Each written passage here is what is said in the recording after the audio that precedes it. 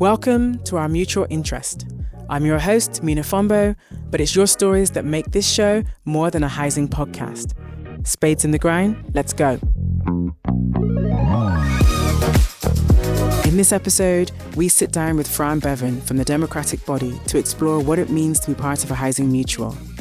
We look back at the creation of the Democratic Body in 2016 and its role in giving tenants and employees a real say in how Merthyr Valleys Homes is run. Fran shares her experiences of life in Merthyr, reflects on the past, and talks about the power of community. I really enjoyed this one. Let's get into it.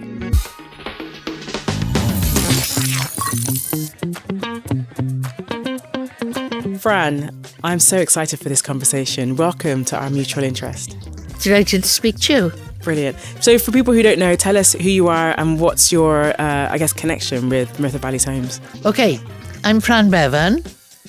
I grew up in Merthyr. I wasn't actually born here. My father was out in India during the war. My mother lived in Burma and, of course, was evacuated when the Japanese invaded. She joined the Indian Army for women. And, of course, my father was had been posted to India with the Royal Army Medical Corps. They met and married.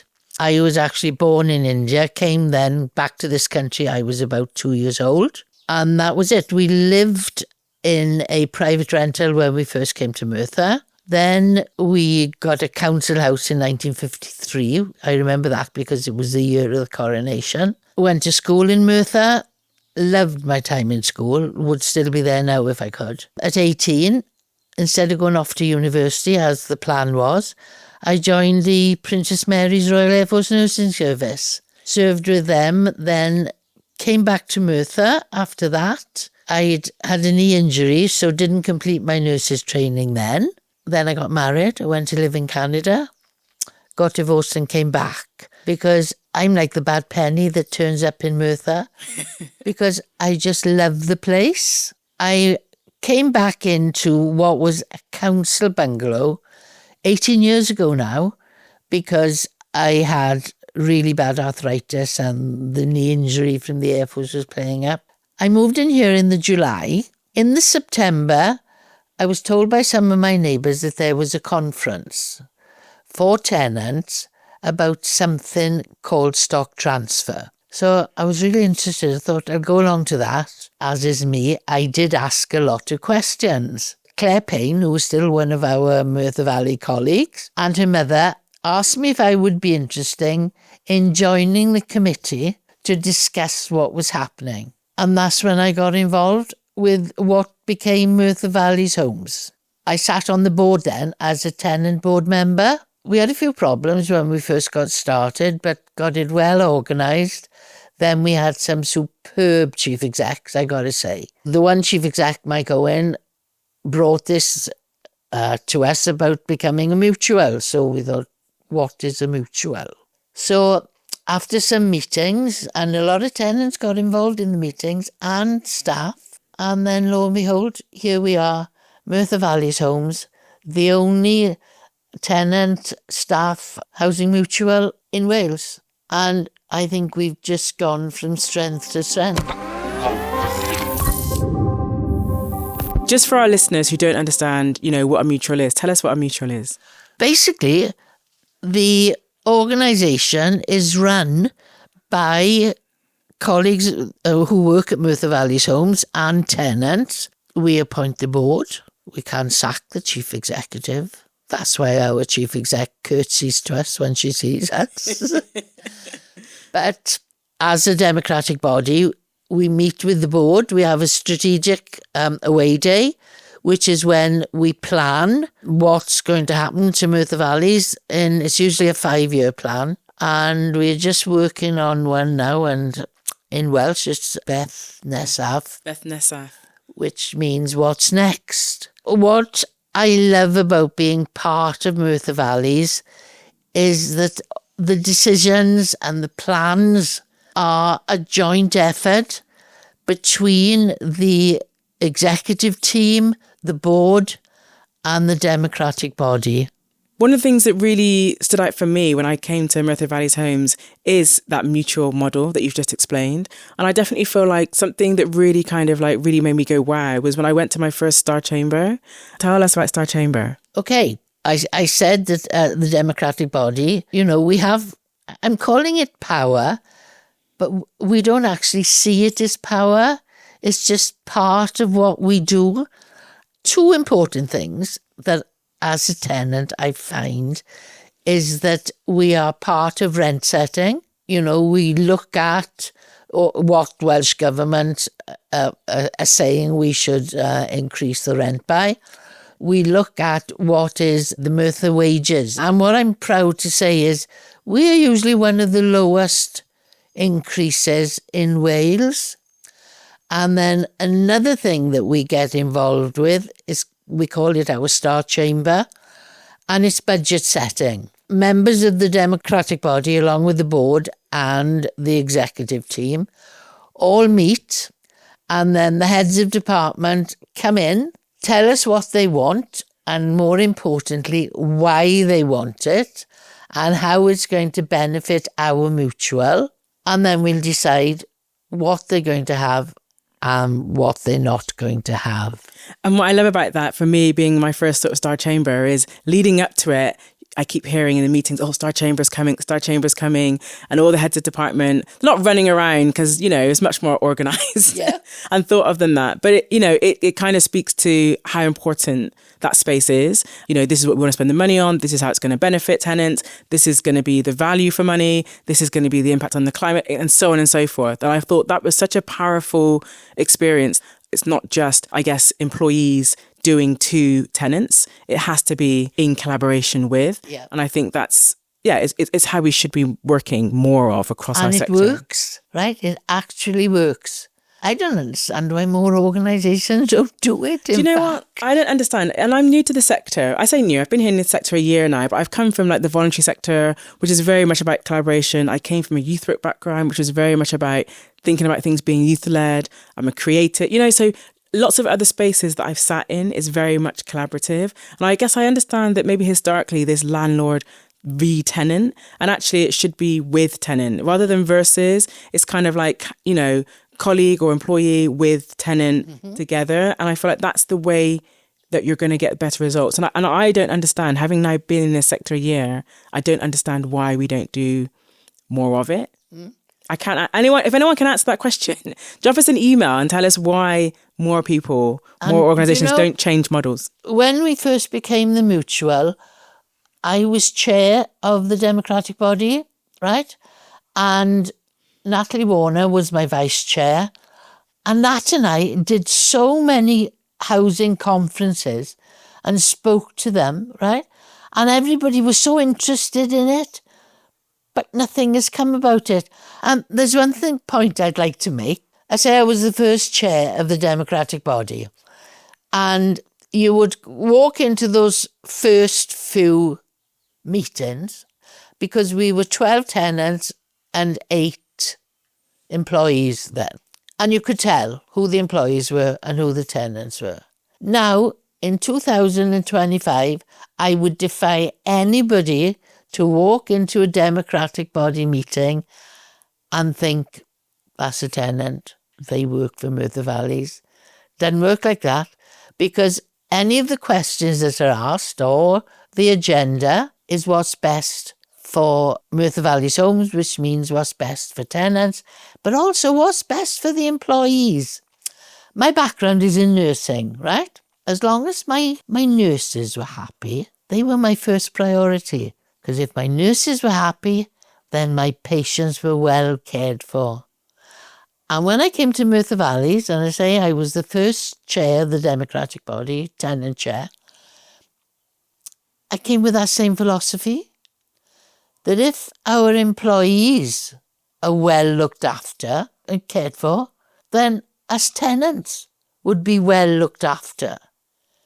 And I like to think that has come through the organisation. Yeah, I heard that. And I think I come from, leading teams, like large teams, small teams. And my thing was always, if my team is happy, they will perform well. And I say happy with the caveat of you can't give people every single thing that they want. No. But within reason, you know, if my team are happy, as in well looked after, supported, given the tools and the resources to do their job, understand that people are human beings. We all have ups and downs and highs and lows and things we also need to navigate around work, within work. But if we can try and take care of those things, then in theory, my team will perform. And I feel like, yeah, that's something that I love that you've brought that from another sector into this space, like nursing. Do you know one of the biggest stories, 2 words, is a thank you? Right? That thank you, oh God, it goes a long way. I reckon a thank you and a cup of tea. Do you know what I mean? Are some of the two of the most powerful, you know, things that, and it sounds small, but it's actually huge because people quite often don't get thanked. And obviously it's a gesture, isn't it? When you offer someone a cup of tea, you're saying, let me do something for you. So let's just dig into who you are, because one of the things we've talked a lot about is how people thrive. And I think you've touched on it a little bit when you've said, you know, let's look after our employees, you know, the same way that you would look after and support your patients, you know, if they're well looked after. So I guess you talked a bit about the Air Force, you talked about obviously nursing, you talked about Burmese background. So tell us a little bit more about, some of those areas. I was lucky enough to have my grandfather from Burma, only for a couple of years. He came over to this country because all my mother's families had always held British passports because the Brits were in charge of Burma at the time. But then... Those Brits get around, don't they? I know. But then in the 60s, the Burmese government and the generals took over, and anybody who didn't want to swap their British passport had to leave. So most of my mother's family, who had gone back to Burma after the war, had to leave and came to this country. Now, my grandfather was more British than anybody I've ever met British, you know. And like my mother would say, when they were growing up, my grandfather didn't want any of the Burmese culture in his household. Now, that was difficult for the household because my grandmother, who I never met, was what they call a true Burmese woman. She would sit on the side of the road with the Buddhist monks, right? And she'd sit there and smoke a cheroot, and she was true Burmese. And they, in fact, got divorced because of that. So my mother didn't really come over with an awful lot of the Burmese culture. I do have some photographs of Mum and her sisters doing a Burmese dance with the lovely hand movements and that. But that was about all, really. But I did have one aunt who came over, and my father used to say, so when is she not dragging the Burmese flag behind her? And she always wore Burmese costume, right? Always. So Auntie Florrie, who was, waved the Burmese flag all the time she was in this country, she made the best curry. But on saying that, I was brought up on curries. We never had a Sunday roast when I was growing up. It was a curry. My mother used to say a lot of that. My father was a butcher, right? But we always had what was ever left over on a Saturday afternoon is what he brought home for us. So chuck it all in the pot. So my mother used to make curry. And, you know, the number of people I've spoken to, normally on rugby touchlines when I'm following the local rugby teams. Oh, the first time I ever tasted curry, Fran, was your mother's. Because if my mother and father were ever going to a party, she was asked to take a pot of curry. And no end of people, I say, before we had an Indian restaurant or anything in Merthyr, people had tasted curry because of my mother's curry. So that was always something that made me chuckle. I thought, that's kind of nice. Did you have a favourite dish that your mum used to make? Yeah, she used to do a lovely biryani, right? She did a really good biryani. And it's funny, all my mother's sisters, their flavours were all so different. Like my mother's younger sister, Auntie Yvonne, was married to an Indian. And it was her mother-in-law who taught her to cook. So she used to make she used to make a dry curry. Oh, I love her curries. And always came back with a Tupperware dish full of chicken thighs that were curried. And I feel like back in those days, it probably actually was the brand Tupperware. Would have been. Yeah, because it didn't have any takeaways then that we got now. Loads of takeaway plastic containers in my cupboard. And it's funny because obviously curry is like, they also like being the national British dish. Yeah. Do you know what I mean now? Yeah. And I think it's interesting, what people's experiences are,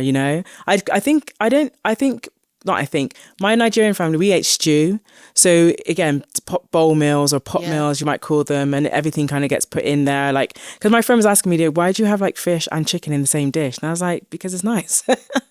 To me, it was always normal. You could have everything in one dish. How much do we pay to go to a surf and turf restaurant? To have chicken and lobster. Do you know what I mean? Exactly. Yeah. So we've been doing it. We've always been doing it. We are the pioneers. You talked then about rugby on the touchline. So did you ever do you follow the national team? Are you like an avid fan or just, because I know in Wales people really love rugby, and I talk about sport because I played rugby, so I love a fellow rugby. I'm like, oh, okay, Fran, I might see you on the touchline. No, I was a hockey player, right? Played hockey, and that's what caused my knee injury when I was in the Air Force. I was playing for the hospital, RAF Hospital Ely, against an army team. Mixed, because we played mixed hockey then. He kicked the ball out straight onto my knee, but it went from my knee back into the net, so at least I scored. But, a win's a win. Yeah. But then I knew the following day something was wrong, and when I was x-rayed, they smashed my kneecap up, and so that was the start of all my knee problems. But I've always liked sport. Probably my favourite spectator sport is cricket. Always loved cricket. Really? Always. That's so interesting. Yeah. Do you think that's like the Burmese side of you? Or do you think... Maybe from the Asian side. But I think it was first boyfriend or first serious boyfriend. He played cricket. So I used to go and watch him on a Saturday afternoon. When I was in school, if there was an international on in Cardiff, they always had a school, what they call, schoolboys enclosure, they called it. And they sent tickets out to all the local schools. I went a few times when I was in school down to watch Wales play. And this was in the 60s, where Wales were playing good rugby. Of course, then I joined the Air Force, came back to Merthyr, but really got in spectating. I was living in Cefn then. They were trying to close one of our local old people's homes, and I got involved, as I do, in the fight to keep it open. And all the meetings were held in Cefn Rugby Club. I then became involved with Cefn Rugby Club and ended up on their committee as well. And through Cefn then we'd go and watch Wales. But apart from that, I had 2 rugby friends. We used to go every Friday night, the 3 of us. Their wives weren't interested in rugby.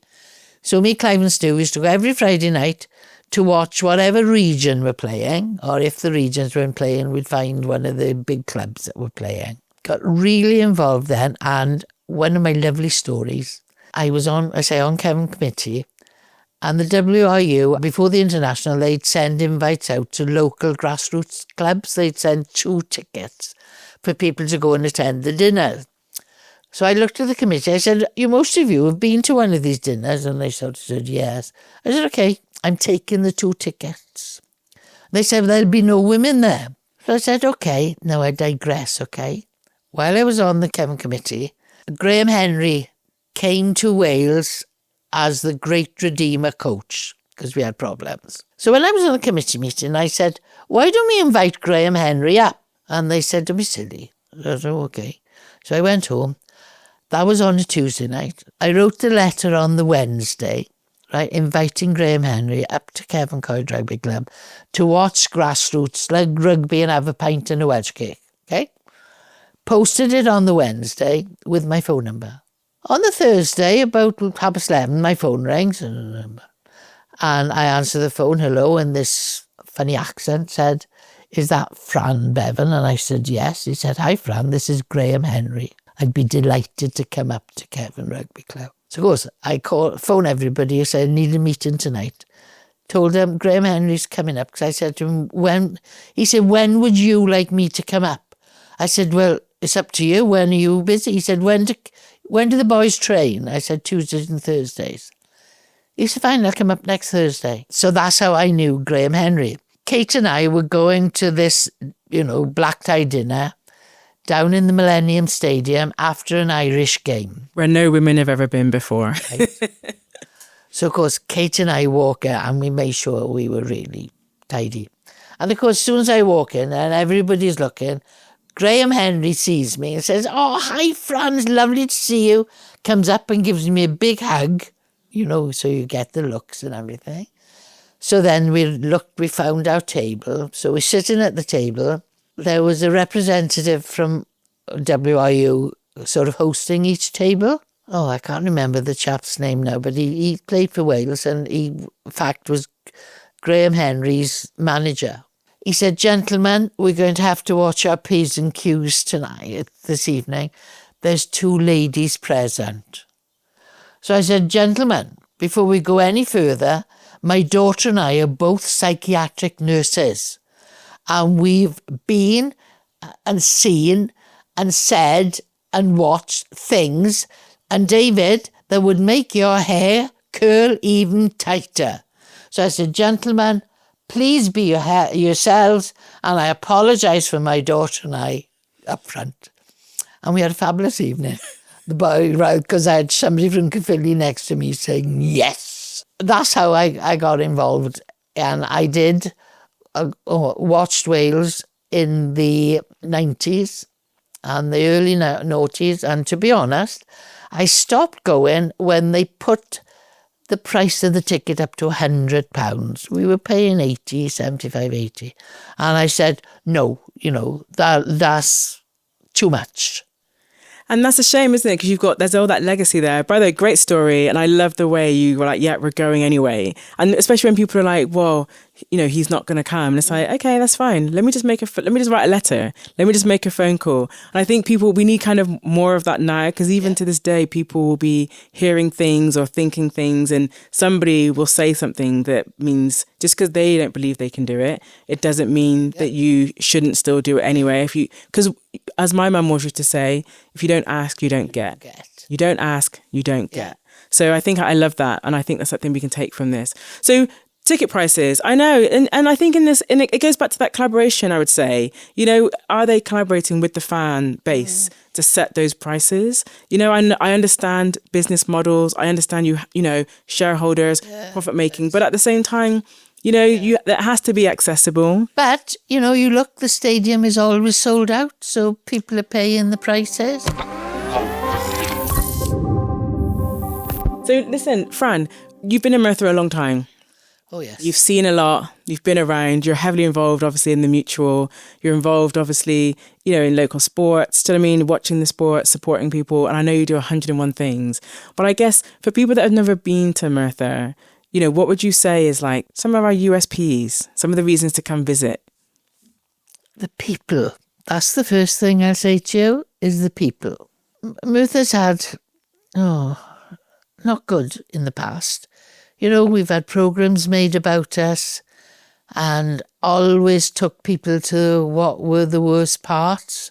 There's not a worst part now, because in all fairness, Merthyr Valleys have changed an awful lot of that. The way we've upgraded our homes inside and out, because that's made a huge difference. We've got beautiful scenery, right? Where we are, where my bungalow is, I'm within 200 yards of Brecon National Park. I was driving over to my daughter's one day, and I always drive down through Ponsarn, right, our local spot.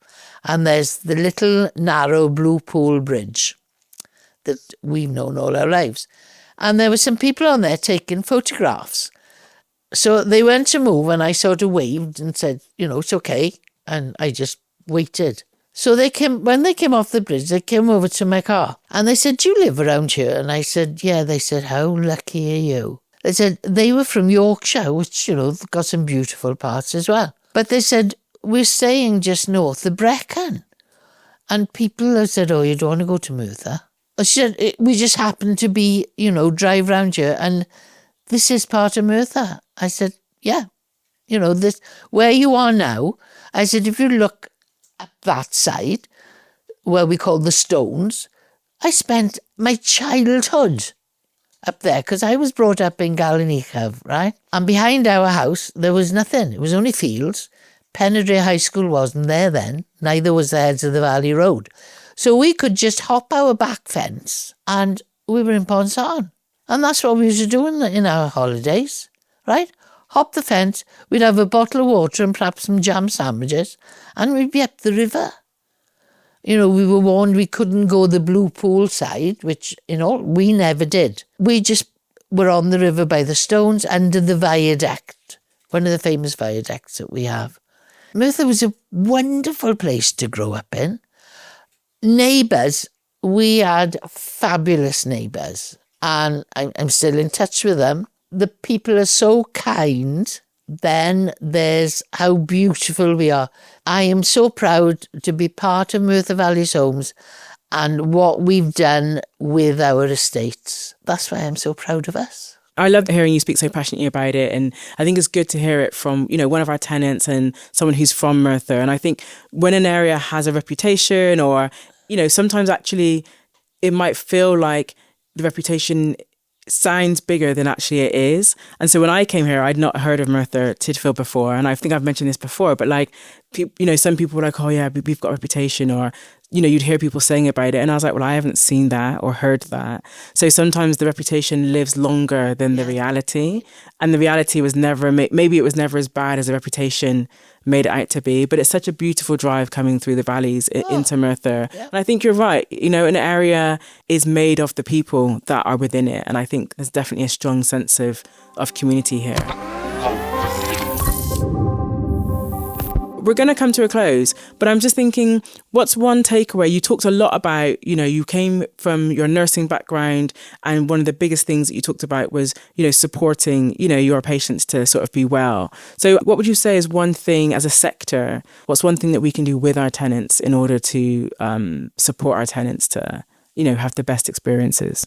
In the housing sector, there was the local housing allowance, LHA. I took LHA from local housing allowance to listen, hear and act.